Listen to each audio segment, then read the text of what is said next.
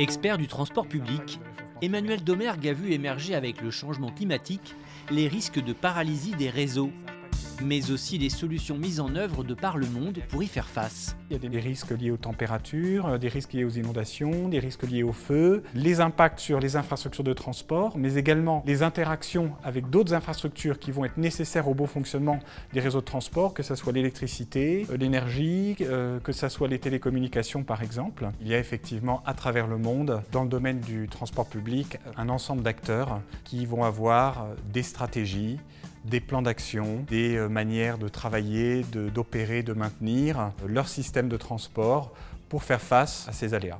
Partout sur la planète, des villes et collectivités ont su réagir et il n'est pas interdit de s'en inspirer.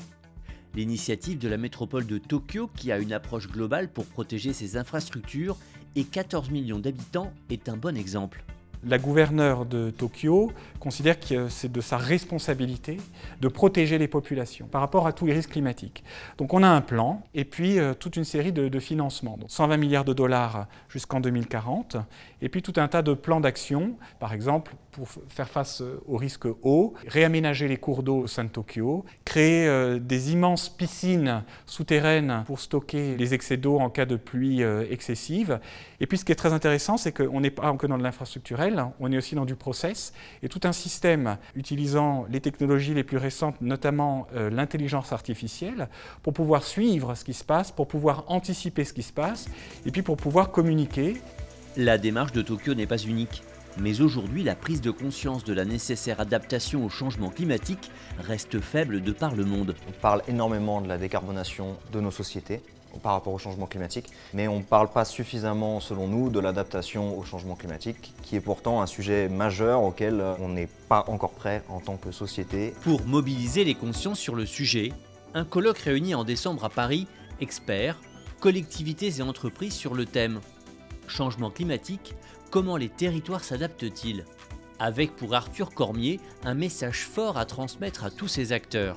Il y a un coût de l'inaction de ne pas agir et de ne pas prendre en compte les risques climatiques. Et pourtant, il y a beaucoup d'actions qui sont aussi pas forcément très coûteuses à mettre en place finalement. On sait très bien que dans un cas d'inondation, souvent en ville, les dégâts sont très importants parce qu'il y a aussi très peu de façons pour l'eau de s'évacuer du fait qu'il y ait beaucoup de construits et de béton dans les villes.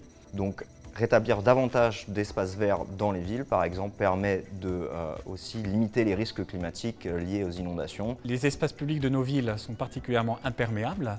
En remettant de la terre, en plantant des arbres, des petits forêts, des massifs, etc., plus on va augmenter la capacité du sol à absorber une partie des pluies, une partie des inondations. Peut-être qu'il y aura une partie de l'eau qu'on n'aura plus besoin d'évacuer par les réseaux d'eau, puisqu'ils seront naturellement évacués par le sol qui aura été désimperméabilisé. Donc, le bilan est clairement en la défaveur d'une non-intervention. Au contraire, investir pour s'adapter va permettre de limiter la casse du point de vue financier.